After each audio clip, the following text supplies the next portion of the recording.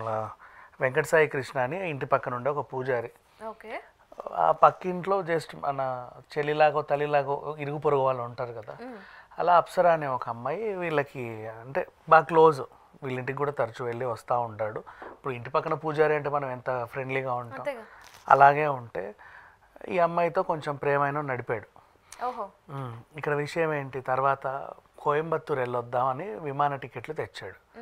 ఏదో ఒకటి చెప్పేసి రా ఇంట్లో, నీ వ్యక్తిగత పని అని చెప్పేసి నేను కూడా వస్తానని చెప్తే సరే అని చెప్పేసి ఇంట్లో తనేం చెప్పింది, కోయంబత్తూరు వెళ్తున్నామా, నాకు చిన్న పర్సనల్ పని ఉంది ఏదో చెప్పింది. రాయ్య వెంకటకృష్ణ అమ్మాయిని అక్కడ దింపిరా అంటే నేను తీసుకెళ్తాను అని చెప్పేసి ఎయిర్పోర్ట్కి తీసుకెళ్తానని చెప్పి కొంచెం ఒక నిర్మానుష్యమైన వెంచర్లోకి తీసుకెళ్ళాడు కారు.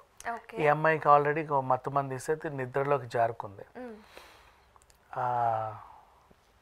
అలా పడుకుంటే వెనక సీట్ నుంచి ఆ కవర్ని మొహం పైన పెట్టేసి ఊపిరాడకుండా చేశాడు.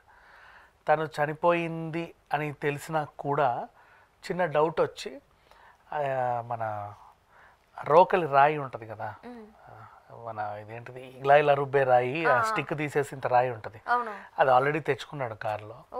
దాంతో తల మీద ఒక 10 సార్లు బాదాడు ఇష్టం ఉన్నట్టు గట్టిగా. అమ్మాయి చనిపోయింది. ఈ చనిపోయిన అమ్మాయిని ఏం చేశాడు, అక్కడ నుంచి కారులో తీసుకొచ్చి వాళ్ళ ఇంటి వెనకాల ఉన్నటువంటి ఒక మ్యాన్ హోల్లో పడేసి పూర్తి చేశాడు. చెత్త చెదారం అంతా వేసి తగలబెడితే ఒక మంట వచ్చింది, అయిపోయింది.